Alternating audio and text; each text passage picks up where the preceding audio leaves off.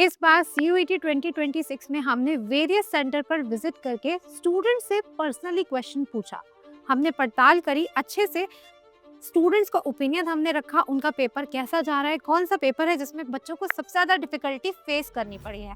And the answer will shock you. It was not maths, it was not science, it was not accountancy, it was English. जी हाँ, English का paper ऐसा था जिसने सब बच्चों के एकदम पसीने छुड़वा दिए। Not talking about the hot weather of Delhi NCR, anyways, but paper itself, बच्चों ने रिपोर्टेडली कहा है कि इंग्लिश इस बार बहुत डिफिकल्ट आई थी। बहुत सारे स्टूडेंट्स ने एग्जामिनेशन सेंटर से बाहर निकलते ही कहा है इंग्लिश ने मार डाला। अरे यार, आरसी का आंसर तो कंप्रीहेंशन पैसेज में ही नहीं था। तो इस मुद्दे पर हम डिटेल में यहाँ पर वीडियो लेके आए हैं, इन्वेस्टिगेट कर रहे हैं कि कितना सच है इस बात के पीछे कि इंग्लिश का पेपर सच में डिफिकल्ट था। Stay with me, answer will actually shock you. आगे बढ़ने से पहले आंकड़े थोड़ा जान लेते हैं। इस साल CUET के पेपर में लगभग 15.5 लाख एस्पिरेंट्स ने अपीयर किया था। एग्जामिनेशन विंडो थी 21 दिन की और सारे के सारे 50 क्वेश्चन से कंपलसरी। अब जान लेते हैं ग्राउंड रियलिटी, क्या CUET का पेपर एक्चुअल में डिफिकल्ट था या कुछ अलग बात थी। तो यहाँ पर हम दो मुद्दे डिस्कस करते हैं, पहला स्टूडेंट का पॉइंट ऑफ व्यू और दूसरा हमारा एनालिसिस। स्टूडेंट्स के अकॉर्डिंग वोकैबुलरी पूरी तरीके से अनप्रेडिक्टेबल थी और आरसी के यानी कि रीडिंग कम्प्रीहेंशन के जो आंसर्स थे वो पैसेज में थे ही नहीं। और हमारा एनालिसिस कहता है कि इंग्लिश और इकोनॉमिक्स, दो इन स्पेसिफिक सब्जेक्ट का पेपर एक्चुअल में मॉडरेट टू डिफिकल्ट था as compare to other domain and language subjects. So the bottom line is moderate to tough paper and a not directly asked paper. Directly एकदम questions नहीं पूछे गए थे, थोड़ा indirect questions थे. Now the nuanced truth, इस सब के पीछे nuanced truth क्या है?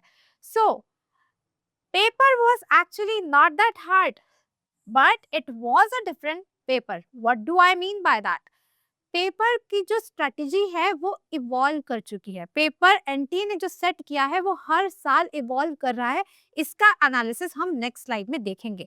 लेकिन आपका जो प्रिपरेशन स्ट्रेटजी है वो इवॉल्व नहीं कर रहा है। आप प्रिपेयर करके जा रहे हैं प्रीवियस ईयर के हिसाब से, जबकि एनटीए हर साल अपना जो टफनेस लेवल है या क्वेश्चंस का जो पैटर्न है वही चेंज कर दे रहा है। So you have to prepare as per the evolving strategy, not completely as per PYQs, specifically when it comes to English.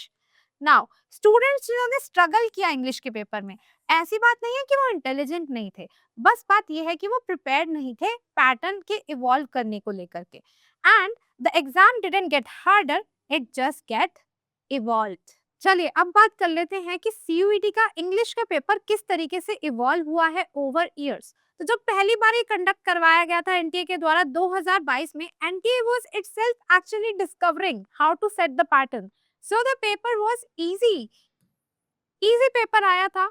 Next year 2023 में ही अगर आप देख लें तो उन्होंने क्या किया कि PYQs रखे, but paper was grammar dominated. यहाँ पर ग्रामर बढ़ा दिया गया था और इसके चलते ऐसे ये it was easy to moderate. और इनफैक्ट कुछ 5,000 5,500 से ज्यादा कुछ ऐसे स्टूडेंट्स थे जिनका परफेक्ट स्कोर आया था 2023 में भी। 2024 में एनटीए ने इसको फर्दर इवॉल्व कर दिया। क्या यहाँ पे नए चेंजेस लाए? आरसी वेटेज इंक्रीज कर दी, रीडिंग कंप्रीहेंशन की वेटेज इंक्रीज कर दी, और इसका यहाँ पर असर सीधा सीधा देखने को क्या मिला कि जो 5,500 से ज्यादा स्टूडेंट जिनका परफेक्ट स्कोर आया था, अब वो सिमट कर रह गए 1,500 से थोड़ा ज्यादा। ठीक है, अगले साल देखो क्या किया, वोकैबुलरी सर्ज्ड, यहाँ पर वोकैबुलरी भी उन्होंने ऐड कर दी। और पहले ऑल 50 क्वेश्चंस कंपलसरी नहीं होते थे, इस बार ऑल 50 क्वेश्चंस कंपलसरी कर दिए गए थे 2025 में। अब आती है बॉटम लाइन, इस साल का पेपर अगर हम देखें तो इस साल के पेपर में वोकैबुलरी रखी जो कि प्रीवियस ईयर में भी थी, उसके साथ साथ रीडिंग कंप्रीहेंशन को और भी डिफिकल्ट कर दिया एंड पैरा जंबल्स को इंट्रोड्यूस कर दिया गया। बच्चे इसके लिए प्रिपेयर्ड नहीं थे, it was completely unexpected. And इस सब के चलते पेपर को हम रेट करेंगे मॉडरेट टू टफ।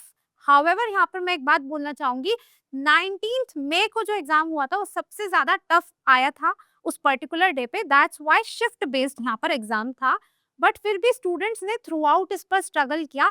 यहाँ से मेन टेक अवे ये है कि अगर आप देखेंगे स्ट्रेटेजिकली, एनटीए हर साल इंग्लिश का पेपर जो है उसका टफनेस लेवल बढ़ाता जा रहा है और कुछ नए एलिमेंट्स इंट्रोड्यूस करता जा रहा है, जिसके लिए स्टूडेंट्स प्रिपेयर होते नहीं हैं। तो इसीलिए अगले साल के लिए क्या टिप्स है प्रिपरेशन के लिए, आई विल टेल देम आगे।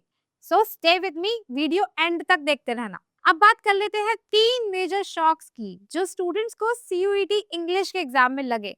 सबसे पहला जो कि हम ऑलरेडी बता चुके हैं, that is related to vocabulary. Vocabulary become ruthless. Synonyms, antonyms, idioms, phrasal, one word subs, contextual meanings, and the second and biggest one is indirect comprehension। जो बच्चे बोल रहे थे कि आरसी का आंसर तो पैसेज में ही नहीं है। Third is zero optional questions. पहले के हमने अभी अभी देखा, प्रीवियस ईयर्स का एनालिसिस हमने किया पैटर्न का, उसमें आपको ऑप्शनल क्वेश्चन मिलते थे जो कि इस बार पूरे तरीके से खत्म कर दिए गए, यानी कि ऑल 50 क्वेश्चंस आर कंपल्सरी। सो ये 3 चीजों ने स्टूडेंट्स को बहुत ज्यादा शॉक कर दिया इस बार के पेपर में। ओके, तो अब सभी स्टूडेंट्स जो कि नेक्स्ट ईयर अपीयर करने वाले हैं 2027 इंग्लिश के लिए, ध्यान से सुनो। मैं यहाँ पर आपके लिए complete framework, complete road map लेके आई हूँ, ताकि जो इस बार 2026 में स्टूडेंट्स को फेस करना पड़ा, नेक्स्ट ईयर 2027 एस्पिरेंट्स को वो चीज ना फेस करनी पड़े। यहाँ पर हम 5 पिलर्स की बात करेंगे। Number 1 pillar is daily reading. Daily reading के लिए आप अपने पूरे दिन में से जस्ट एक 20 मिनट का स्लॉट निकालो, कोई भी एक जो आपको अच्छा लगता है, अपने कोई न्यूज़पेपर जिसको आप फॉलो करते हो। फॉर एग्जाम्पल आप हिंदू एडिटोरियल को उठा सकते हो, उसमें साइंस आर्टिकल या जो भी आर्टिकल आपको पसंद है उनको अच्छे से रीड कर सकते हो। नाउ यहाँ पर ध्यान देने वाली बात यह है कि आपको कंटेंट पे नहीं जाना है, आपको ट्रेन करना है इन्फेरेंस के लिए कि वो इन्फेरेंस क्या कर रहा है। इससे आपको हेल्प होगी इनडायरेक्ट कंप्रीहेंशन में, आरसी में ये आपको बहुत हेल्प करेगा। नंबर 2 पिलर जो है वो है वोकैबुलरी जर्नल। तो इसके लिए मैं सजेस्ट करूंगी कि आप 5 वर्ड्स पर डे इसका जर्नल रखें। You can make flash cards, whatever works for you. हर रोज 5 नए वर्ड्स आप पढ़ो, उनको जर्नल रखो। If you will do this for 300 days, it will add 1500 words to your vocabulary. Okay, so focus on previous year vocabulary first. देख लो एक बारी प्रीवियस ईयर में किस तरीके की वोकैबुलरी पूछी गई है। बट एनटीए, ये इस बात को याद रखना, वो अपनी वोकैबुलरी फैमिली साइकिल को रिसाइकल करता रहता है। तो ऐसा जरूरी नहीं है कि जो प्रीवियस ईयर में वोकैबुलरी चल रही है नेक्स्ट ईयर में भी वही आए, ठीक है। इसीलिए मैं कह रही हूँ कि हर रोज आप आधा घंटा निकालो, 10 मिनट में कर सकते हो, ग्रेट जॉब। 5 वर्ड हर रोज के आपको अपने वोकैबुलरी जर्नल में लिखने हैं।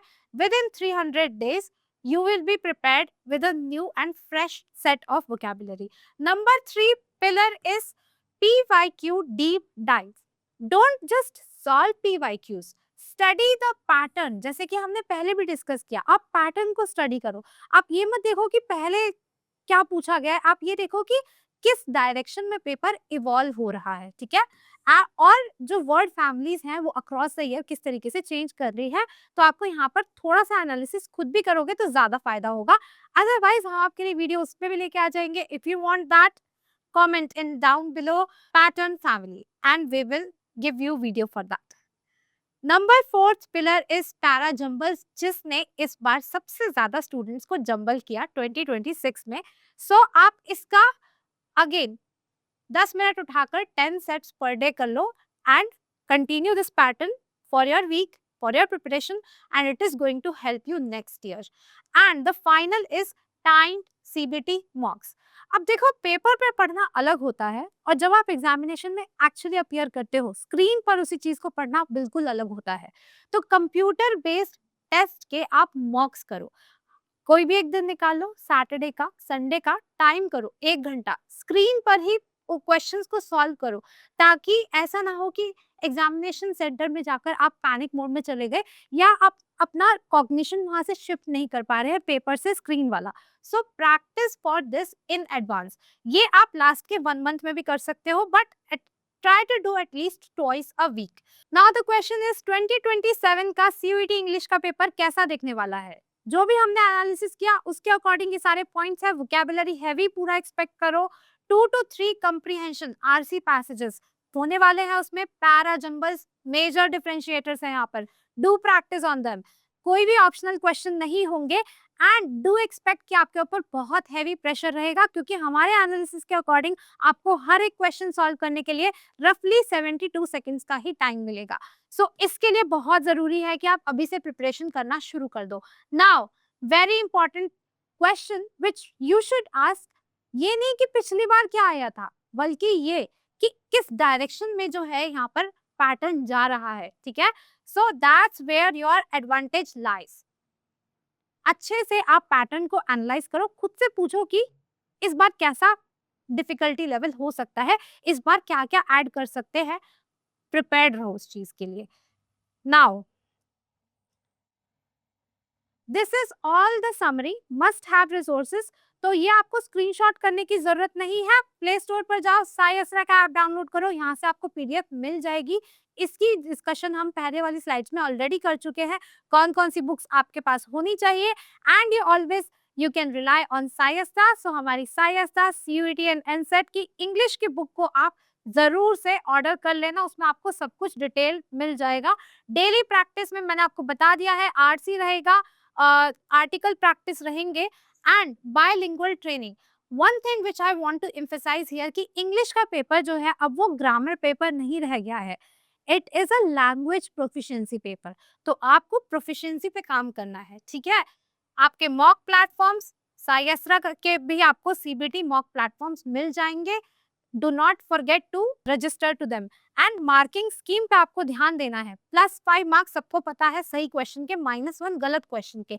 स्ट्रेटेजिकली अगर आप कहीं पे ब्लैंक छोड़ना चाहते हैं, कोई क्वेश्चन नहीं अटेम्प्ट करना चाहते हैं, नहीं श्योर है, please feel free to do so, ठीक है। स्ट्रेटेजिक ब्लैंक्स भी चलेंगे, आपको अपनी यहाँ पर नेगेटिव मार्किंग नहीं करानी है।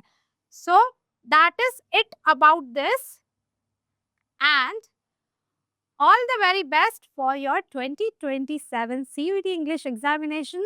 See you in your dream college, and for such informative and comprehension analysis, keep following CUET and NCET Sai Astra. I'll see you next time.